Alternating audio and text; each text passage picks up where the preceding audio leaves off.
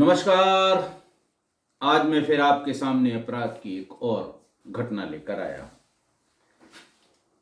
आज के अपराध की घटना हालिया है, लेकिन हाल फिलहाल की नहीं है। आज का प्रदेश है हरियाणा, जिला है गुरुग्राम। गुरुग्राम की बादशाहपुर पुलिस थाना क्षेत्र में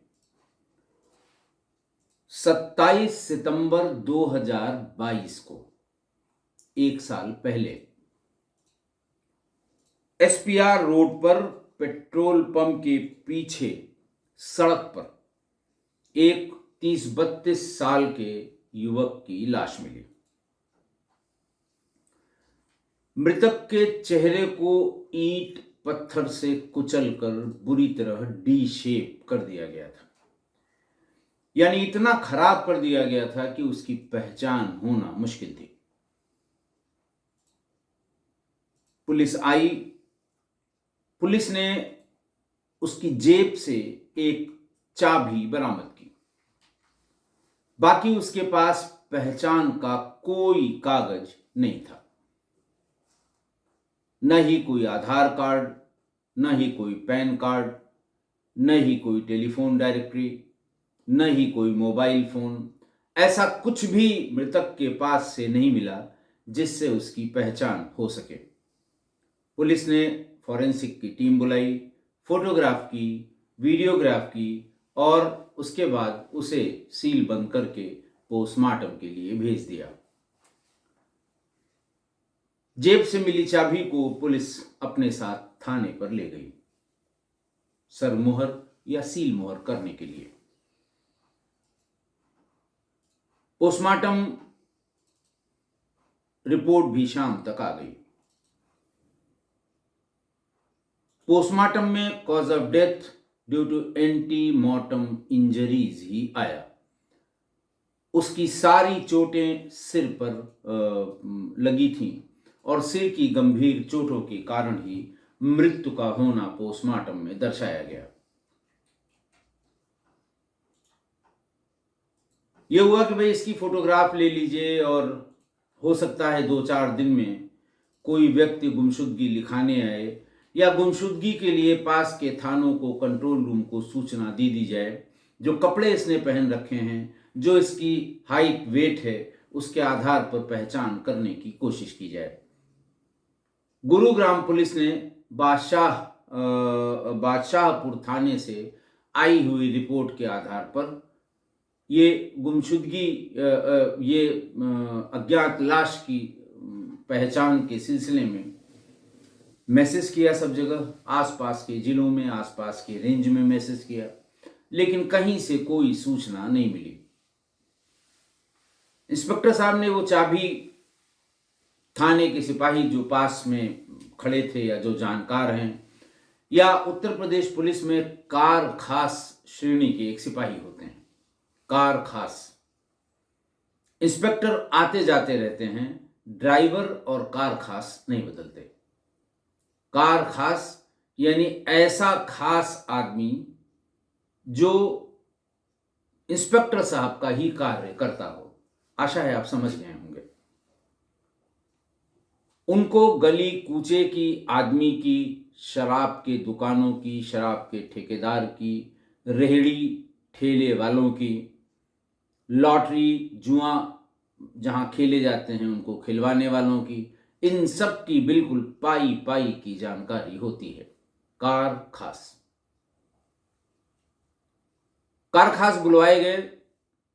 2-1 और जानकार सिपाही बुलाए गए, सब इंस्पेक्टर बुलाए गए। इंस्पेक्टर ने कहा कि ये चाबी देखकर बताओ किस गाड़ी की चाबी है, ताकि ऐसी ही गाड़ी को सीसीटीवी फुटेज में देखा जा सके। कार खास का मतलब कार की चाबी से हो नहीं सकता कभी। वो जिस काम का माहिर है वो वही काम जानता है। आप पता कर लीजिए किसी थाने में, पुलिस तो पुलिस है, हरियाणा की पुलिस भी वैसी ही होगी। इंस्पेक्टर आते जाते होंगे, कोई 2 महीने, कोई 4 महीने, कोई साल भर, कोई 2 साल। लेकिन इंस्पेक्टर बदलने के साथ साथ कार खास कभी नहीं बदलते। नया इंस्पेक्टर आते ही कार खास से ही हिसाब किताब लेता है। लिहाजा कार खास और बाकी जो दो एक सिपाही नज़दीक के सिपाही थे, उन्होंने चाबी को उलट के पलट के सीधा करके उल्टा करके हर तरह से देखा और एक राय अपनी बनाई कि साहब इस पे कोई ट्रेडमार्क नहीं लगा है। ये नहीं पता लग पा रहा है कि ये इनोवा की है या कि ये मारुति की है या किसी और गाड़ी की है।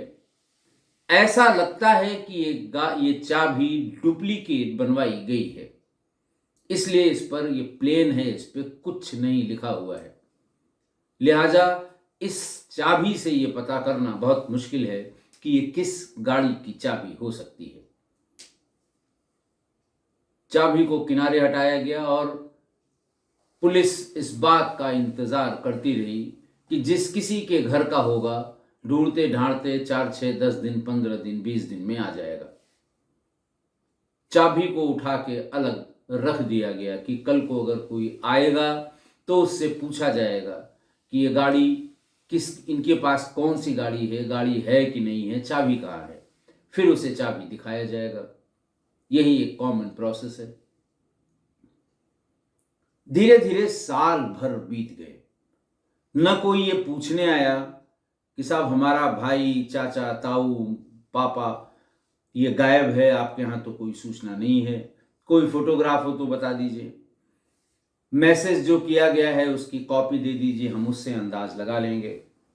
लेकिन कोई नहीं आया और थाने में तो वैसे भी किसी को फिक्र नहीं है, क्योंकि वो बाहर से सूचना आने का इंतजार कर रहे थे।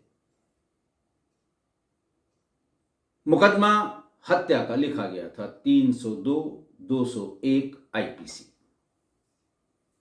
201 आईपीसी तब जब ये तय हो जाए कि हत्या कहीं और की गई है और बॉडी कहीं और लाकर डाली गई है, यानी साक्ष्य को छुपाने की कोशिश की गई है और हत्या पोस्टमार्टम रिपोर्ट के आधार पर शरीर पर आई चोटों के कारण, जो एक्सीडेंट की नहीं हो सकती, ये इसकी जान गई है, इसलिए हत्या का मुकदमा कायम हो गया। साल भर तक किसी ने भी इसकी कोई परवाह नहीं की। पुलिस पे तो हर दिन प्रियोरिटी बदलती है। कहते तो ये हैं, हम लोगों को ट्रेनिंग देने वालों ने ये बताया था कि पुलिस की प्रियोरिटी हर घंटे बदलती है।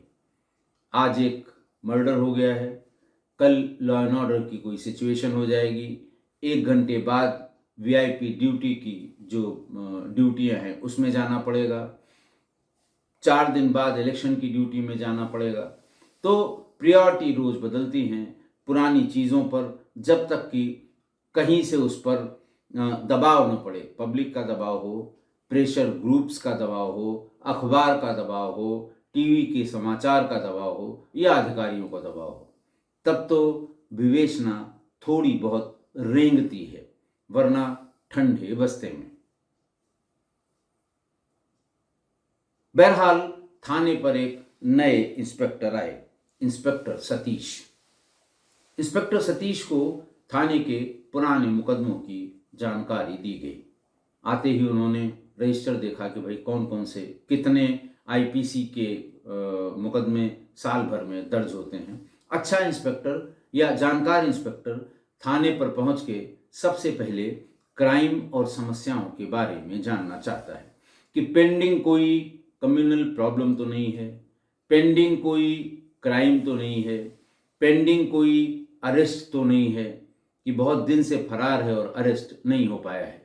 एक अंदाज वो आते ही 1-2 दिन में लगा लेता है कि किस तरह का थाना होगा। अगर अच्छा पुलिस वाला है, काम करने वाला है। बाकी तो जो जानकारी नए इंस्पेक्टर साहब कोई भी हो, जो चाहेंगे कार खास तुरंत दे देगा। बहरहाल इंस्पेक्टर सतीश की नज़र इस अज्ञात हत्या पर पड़ी जो साल भर पहले कारित हुई थी, यानी 27 सितंबर 2022 को। उन्होंने कहा ठीक है, कल इसकी विवेचना जिसने भी की है, अगर वो थाने पर है, ट्रांसफ़र नहीं हुआ है, तो सारे पेपर्स लेके आए और एक आध बड़ी चोरियों के बारे में एक दो और घटनाओं के बारे में उन्होंने कहा कि ये खुले नहीं हैं, इसका खोला जाना जरूरी था, लिहाजा आइयो जो भी उनके मातहत हैं सुबह जरा एक बार हमें समझा दें ताकि आगे की बात समझी जाए। सवेरे सवेरे कार उस अज्ञात शव के पास मिले उस गाड़ी की चाबी को लेके, और जो उन्होंने केस डायरीज काटी थी, जैसे मौके का मुआयना किया होगा, पोस्टमार्टम रिपोर्ट केस डायरी में लिखी होगी, मौके के गवाहों का बयान लिखा होगा कि कब ये दिखाई पड़ा, किसको दिखाई पड़ा, किसने सूचना दी, किसने इत्तला दी, कौन कौन मौके पर पहुंचा। तो ये जो सेट 4, 6, 10 बयान होते हैं वो लिख के और उसके बाद आगे की विवेचना बस यूं ही छोड़ दी गई कि जब कभी ये सूचना आएगी कि कोई गुमशुदा था इस हुलिया का, या कोई आके ढूंढते ढूंढते पहचानेगा कि ये मेरे से संबंधित या मेरे घर का व्यक्ति है, तब विवेचना आगे बढ़ाई जाएगी। इंस्पेक्टर के सामने जैसे ही चाबी रखी गई तो उन्होंने भी उसे उलट पलट कर देखा और यह भी देखा कि उसमें कोई किसी ब्रांड की जो इनग्रेविंग होती है या जो उभरा होता है या जो चाबी की कास्टिंग के समय जो लिखा जाता है, ऐसा कुछ नहीं था, लगभग प्लेन चाबी थी। उन्हें वो चाबी थोड़ी सी अटपटी सी लगी। उन्होंने कहा भाई चाबी के बारे में क्या पूछा गया? तो आईओ ने बताया कि साहब उस समय सबसे पूछा गया तो ये राय उभर कर आई कि ये चाबी डुप्लीकेट बनवाई गई है, ओरिजिनल चाबी कहीं खो गई होगी, तो मालिक ने, गाड़ी के मालिक ने इसकी कोई डुप्लीकेट चाबी बनवाई थी, इस वजह से कोई इसमें ब्रांड नहीं है। इंस्पेक्टर ने कहा कि मुझे ये गाड़ी की चाबी लगती ही नहीं है, ये किसी और चीज़ की चाबी होगी। उन्होंने कहा कि पास में जितने भी गाड़ियों के सर्विसिंग स्टेशन हैं, जहां गाड़ियों की धुलाई की जाती है, 4 व्हीलर की, 2 व्हीलर की, उनमें से जो पुराना आदमी हो, जो गाड़ियों की सफाई बहुत दिन से धुलाई कर रहा हो, उसको बुला लाइए। फौरन लोग दौड़ के गए और आधे घंटे में पास के किसी सर्विस स्टेशन में सबसे एक्सपीरियंस्ड आदमी को ले आए। उसने जैसे ही उसको उलट पलट के देखा, उसने कहा साहब ये किसी गाड़ी की चाबी नहीं है, लेकिन ये चाबी जो इलेक्ट्रॉनिक तौल की मशीन होती है, ये उसकी चाबी है। इंस्पेक्टर ने कहा अच्छा ये कहाँ, कैसी तौल की मशीन है? बोले साहब बड़ा माल जहां तौला जाता है, खासकर कबाड़ियों के यहाँ, क्योंकि वो बड़े वजनी जो लोहे के सामान होते हैं, बहुत वजनी जो गाड़ियों के पार्ट होते हैं, इंजन होते हैं, इस तरह के कबाड़ के सामान को तौलने के लिए जो इलेक्ट्रॉनिक चाबी इस्तेमाल की जाती है, ये वो चाबी है। फौरन हरकारा दौड़ाया गया और कबाड़ी को, जो आसपास के जो भी, गुरुग्राम बहुत बड़ा शहर है, कबाड़ियों के दुकान से लोग पकड़ कर लाए गए। उनसे पूछा गया ये चाबी, उनका साहब ये तो हमारे यहाँ जो तौल की मशीन होती है बड़ी वाली, ये उसकी चाबी है, ये गाड़ी की चाबी है ही नहीं। इंस्पेक्टर ने माथा पीट लिया कि साल भर तक जिस चाबी को किसी गाड़ी की चाबी समझा जा रहा था, वो कबाड़ियों के तौल के मशीन की चाबी है। उन्होंने फौरन उसका क्लोज से, दूर से, और उसके जो ग्रूव्स कटे होते हैं उसके, उन सब की फोटोग्राफ ली और 2 मिनट की एक वीडियो बनवा ली। कबाड़ी से कहा कि तुम्हारे जितने भी कबाड़ी की दुकानें यहाँ पर हैं, जिनको तुम जानते हो, और पुलिस से कहा कि अपने थाना क्षेत्र में जितनी भी कबाड़ी, देखिए कबाड़ी और पुलिस का बिल्कुल चोली दामन का साथ होता है। कबाड़ी सरकारी माल, जैसे रेलिंग उखाड़ ली जाए किसी सरकारी पार्क की, जैसे किसी भी सरकारी इमारत का लोहा चोरी हो जाए, जैसे किसी निर्माणाधीन सरकारी इमारत का सरिया, ये सब ला के कबाड़ी को बेचा जाए, तो वो जानते हैं कि कल को पुलिस यहाँ तक पहुँचेगी, गर्दन पकड़ लेगी। तो कबाड़ी और पुलिस में खासकर बीट के सिपाही, इनका चोली दामन का साथ है। रोज एक बार वो मुआयना कराते हैं, माल कहाँ का आया, माल को हाथ पैर से नज़र से तोल लेते हैं और फिर उसके हिसाब से उनको जो भी मिलना होता है पैसा वो लेके वहाँ से निकल लेते हैं। इंस्पेक्टर की ये जानकारी कह लें या उसी सिस्टम में है इसलिए उसे पता था। उसने अपने ही थाने के सभी जो बीट वाले हैं उनके एक ग्रुप में ये चाबी की फ़ोटो और चाबी की एक वीडियो 1 मिनट की वो उन लोगों को सबको फॉरवर्ड कर दी और ये कहा कि सभी कबाड़ियों को दिखाइए और पूछिए किसकी चाबी गायब है या किसकी चाबी हो सकती है या किसकी चाबी, यानी उसमें जो अलग अलग तरह के जो वेइंग मशीन्स आती हैं बड़ी बड़ी, उसमें किस तरह की वेइंग मशीन के हैं, वो वेइंग मशीन किसके यहाँ है और कैसे इसकी पहचान हो सकती है। जैसे ही सिपाहियों ने उसको सर्कुलेट किया कबाड़ियों के बीच में, तीसरे दिन सूचना आ गई।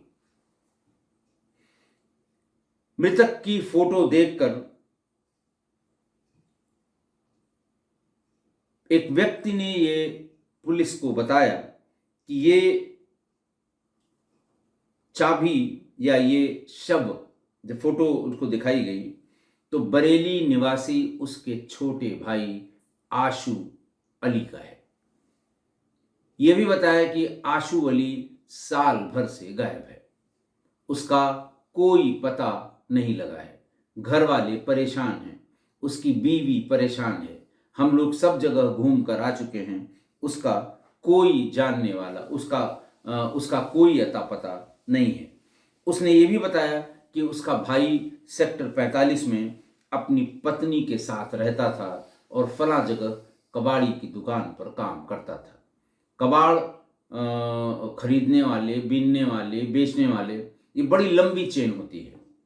छोटे छोटे नशे के आदि लोगों को कबाड़ चुराने के लिए, मेटल चुराने के लिए लगाया जाता है। रात भर वो रैकी करते हैं, सामान उठा के ले आते हैं। बिचौलिया जो उनका है वो उनको कुछ पैसे दे देता है, फिर वो अपनी किसी पर्टिकुलर गाड़ी में लाद के कबाड़ के टाल, कहते हैं हम लोगों की तरफ, कबाड़ की टाल पर ले जाता है, वहाँ उसको तौलाता है और उसका पैसा लेता है, वहाँ से फिर वो चला जाता है। तो ये बताया गया कि आशू मलिक ऐसी ही एक कबाड़ की दुकान पर काम करता था और वो सेक्टर 45 में अपनी पत्नी के साथ रहता था। पुलिस ने फौरन सेक्टर 45 में उसकी पत्नी से संपर्क किया और पूछताछ की। पत्नी ने कहा कि साल भर से वो मेरे पास नहीं आए हैं, न तो उन्होंने फ़ोन किया है। घुमक्कड़ प्रकृति के थे, अक्सर बड़े बड़े माल के चक्कर में वो दूर दूर तक जाया करते थे, महीनों नहीं आते थे, लेकिन इस बार समय कुछ ज़्यादा हो गया। पुलिस ने ये भी पूछा कि तुम ये बता सकती हो कि वो कब कब गायब रहा है, किसके किसके यहाँ जाता रहा है, तब हम इसमें आगे बढ़ सकते हैं। और दूसरा ये कि क्या तुमने उसके गायब होने की कोई सूचना पुलिस में दी थी। उसकी पत्नी ने कहा कि करीब 2 साल हो गए, एक बार वो 1.5 महीने तक नहीं आए, मैंने इसकी पुलिस को सूचना दे दी और जब वो थोड़े दिनों बाद वापस आए तो उन्होंने मेरे साथ इस बात के लिए बहुत दुर्व्यवहार किया कि तुम पुलिस में क्यों गई, क्या ज़रूरत थी तुम्हें बताने की, अगर कोई दिक्कत होती तो मैं किसी न किसी से तुमको फ़ोन करा देता, मैं तुमको बता के जाता हूं कि मैं काम से जा रहा हूं, हो सकता है 4-6 दिन लग जाएं। उसके बाद जब ये 3 महीने 4 महीने तक नहीं आए तो मैंने घर वालों को भी बताया, इनके भाई को भी बताया कि इस बार समय कुछ ज़्यादा हो रहा है, देखिए। और फिर एक शंका और मन में घर कर गई कि ऐसा न हो ये किसी महिला के चक्कर में कहीं चले गए हों, इसलिए मैंने कोई भी सूचना पुलिस को नहीं दी। लेकिन एक बात उसने बातचीत में, लंबी बातचीत में पुलिस को बताई कि आखिरी बार मैंने उसको मेरठ के रहने वाले 40 साल के फिरोज़ अहमद उर्फ पहलवान नाम के कबाड़ी के साथ देखा है। अंतिम हफ्ते 10 दिन में वो उस प्रोफेशनल डील के लिए वो पहलवान यानी फिरोज़ अहमद वो इसके साथ घूमता था, मेरठ का रहने वाला था। मेरठ में कबाड़ का बड़ा सामान वो यहाँ बेचने के लिए गाड़ियों से आता था और इस वजह से वो मेरे पति आशू अली के साथ बहुत लंबे समय तक, कभी 4 घंटे, कभी 8 घंटे, कभी 6 घंटे दिखाई पड़ता था।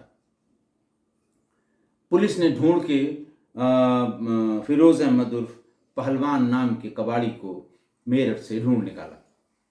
उससे बातचीत शुरू की और बहुत ज़्यादा बातचीत करने का मटेरियल पुलिस के पास नहीं था। ना नुकर करने पे पुलिस को ये अंदाज जरूर लग गया कि ये कुछ बातें छिपा रहा है। पुलिस ने फिर उसकी पूजा पाठ शुरू की। थोड़ी देर में उसने सारी बात बता दी। उसने कहा कि जब पिछले 10-15 दिनों से हम पैसों के लिए, माल के लिए, दुकान के लिए, डिस्पोजल के लिए इसके साथ आते जाते थे, तो ये अपने कभी कभी घर पे खाने के लिए या चाय पानी के लिए, या कि तुम कहाँ पे हो, उनका सब फला जगह है, बोले घर पे आ जाओ, दोनों लोग साथ चलते हैं, तुम्हारा सामान बिकने की एक अच्छी संभावना दिखाई पड़ गई है। तब मैं उसके यहाँ चला जाता हूँ। ऐसे ही जब हम लोगों की जान पहचान के 15वें 16वें दिन एक दिन आशू अपने घर आया। मैं उसकी छत पर मौजूद था। उसने आते ही आवाज लगाई कि पहलवान। मैंने कहा हाँ। उनका तुम मेरे घर की छत पे क्या कर रहे हो? मैं फौरन नीचे, यानी पहलवान बता रहा है कि मैं फौरन नीचे भाग कर आया। उसने मुझसे कहा कि जब मैंने तुम्हें बुलाया नहीं, मिलने की कोई बात नहीं हुई, तो तुम आ कैसे गए? मेरी गैर मौजूदगी में घर की छत पे क्यों दिखाई दे रहे हो? कहा सुनी हुई पहलवान ने कहा कि मैंने भी उससे कहा कि तुम्हें खाम खां का शक है।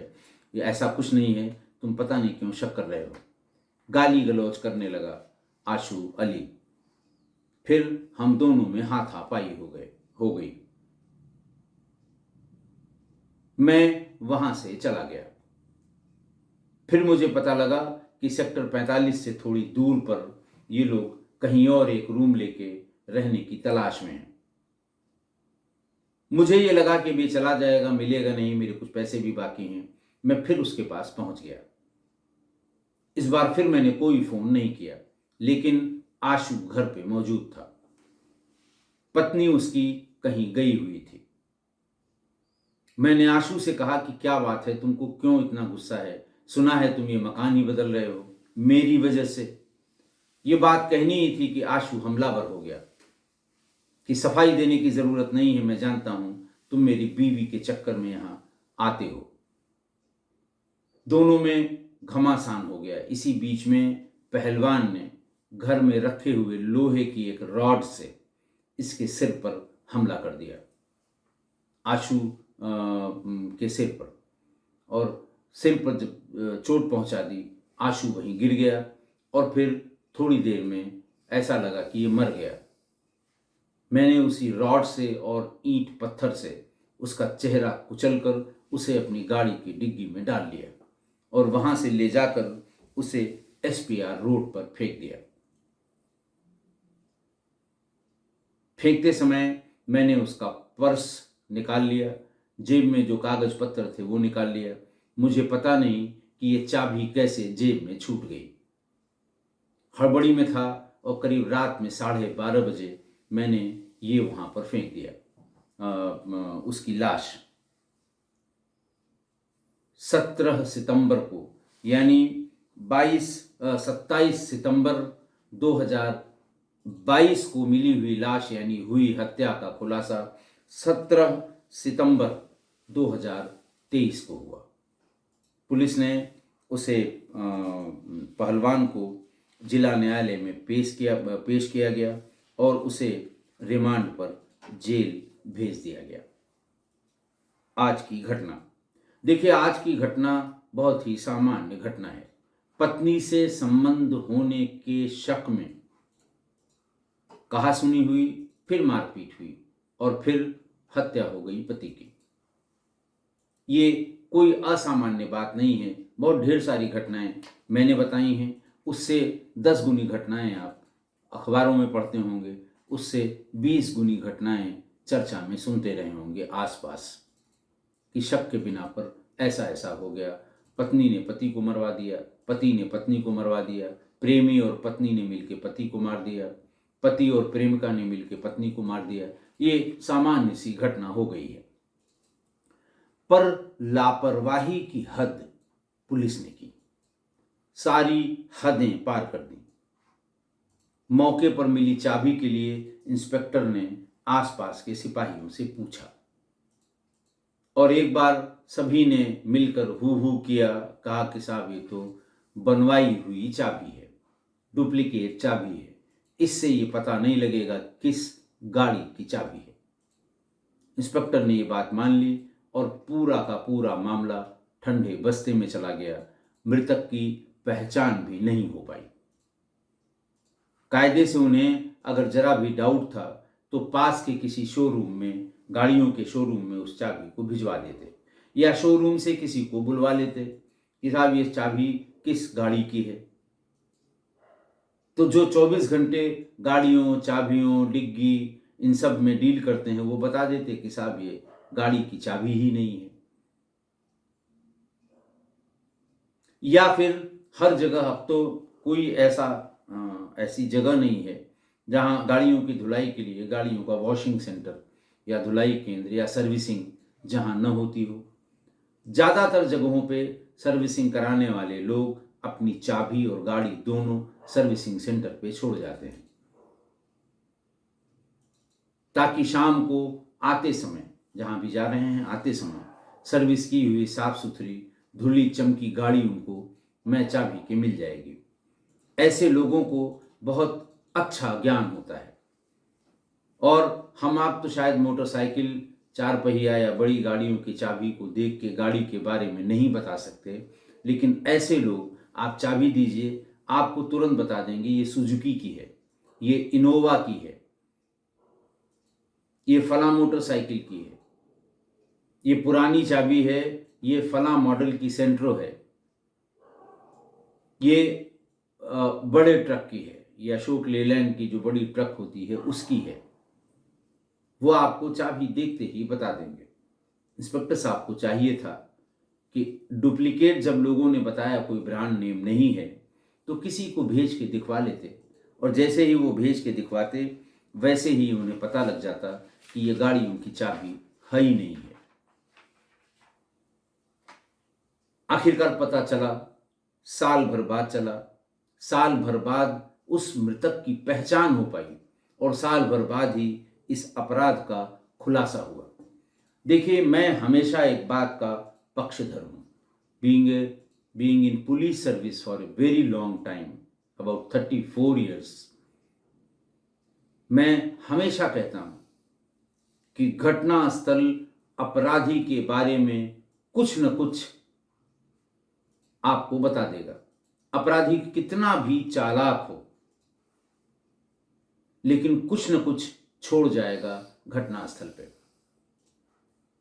कुछ नहीं तो फिंगरप्रिंट, फुटप्रिंट या जूते चप्पलों के निशान ही छोड़ जाएगा, अगर कुछ नहीं छोड़ गया है तो। जब जब घटनास्थल की बारीकी से समय देकर जांच अधिकारियों ने की है, उन्हें अपराधी तक पहुंचने में बहुत देर नहीं लगी है। घटनास्थल पर जाइए, समझने की कोशिश करिए। आदमी जो गिरा हुआ है, मान लिया उसे गोली लगी है, गोली की बुलेट अगर आर पार हो गई तो कहाँ मिली? कोशिश करिए ढूंढने की, बहुत दूर नहीं गई होगी, समय लगेगा, लोग लगाइए, सिपाहियों की कमी आपके पास नहीं है। बुलेट को ढूंढिए कहाँ थी, अपराधी किधर से आए होंगे, किस वाहन से आए होंगे, इसकी जानकारी करिए। अपराधियों की शक्ल, सूरत, उन्होंने अगर मुंह बांध रखा है तो कैसे बांध रखा है, जूते किस तरह के पहन रखे हैं। आप अगर मौके पर बारीकी से इन चीज़ों को पूछेंगे, जांचेंगे, मौके की जांच करेंगे, आपको जरूर हर हाल में कुछ न कुछ ऐसा मिल जाएगा कि आप अपराधी तक पहुंच जाएंगे। इंस्पेक्टर सतीश ने बहुत अच्छा काम किया। साल भर से ठंडे बस्ते में पड़े एक व्यक्ति की पहचान और अपराधियों के बारे में जो साल भर से पड़ा हुआ था उसके लिए दिमाग लगाया, मेहनत की। वरना आशू अली का पता कभी नहीं चलता और उसके घर वाले जाने कितने साल कयास लगाते रहते कि उसके साथ क्या हुआ होगा। तो मैं आज की इस घटना के माध्यम से पुलिस वालों को, खासकर पुलिस वालों को यही कहूँगा, चाहे जिस रैंक के पुलिस वाले हों, बहुत बड़ी घटना पर डीजी भी मौके पर जाते हैं। सबसे पहले वो मोटरसाइकिल मोबाइल वाले जो कांस्टेबल होते हैं वो मौके पे जाते हैं, फिर थाने का सब इंस्पेक्टर आता है, थोड़ी बड़ी घटना हुई तो इंस्पेक्टर आएगा, फिर सब डिविजनल पुलिस ऑफिसर यानी डिप्टी एसपी यानी सर्किल ऑफिसर आएगा, एसपी सिटी आएगा, एसएसपी आएंगे, डीआईजी आएंगे। जो भी मौके पर जाए वहां पर थोड़ा समय दे, बारीकी से देखे, समझने की कोशिश करे क्या क्या चीज़ें वहां पर हो सकती हैं, आने जाने के रास्ते का पता लगे, एक फ्रेमवर्क अपना बना लेगा। आप यकीन करिए कुछ न कुछ उसे जरूर मिल जाएगा जो अपराधियों तक पहुंचाएगा। और पब्लिक के लोगों से, किस्सा कोई परिवार के लोगों से, कि किसी भी ऐसे घटना स्थल पर अगर आपको जाने का मौका मिले, देखने का मौका मिले, आप वहां से पास हो रहे हों, तो कोशिश करिए कि वहां पर पड़ी हुई किसी भी चीज से कोई छेड़छाड़ ना हो। पता नहीं कौन सी छोटी चीज, पता नहीं कोल्ड ड्रिंक की बोतल का ढक्कन जो वहां यूं ही पड़ा हुआ है वो अपराधी तक पहुंचा दे। इसलिए जो किसी भी घटना का घटना स्थल है वो सूचनाओं का खजाना होता है। सूचनाएं वहीं से निकलती हैं और अपराधी तक पहुंचा देती हैं। आशा है आप मेरी इस बात से सहमत होंगे। आज के लिए इतना ही। बहुत बहुत धन्यवाद।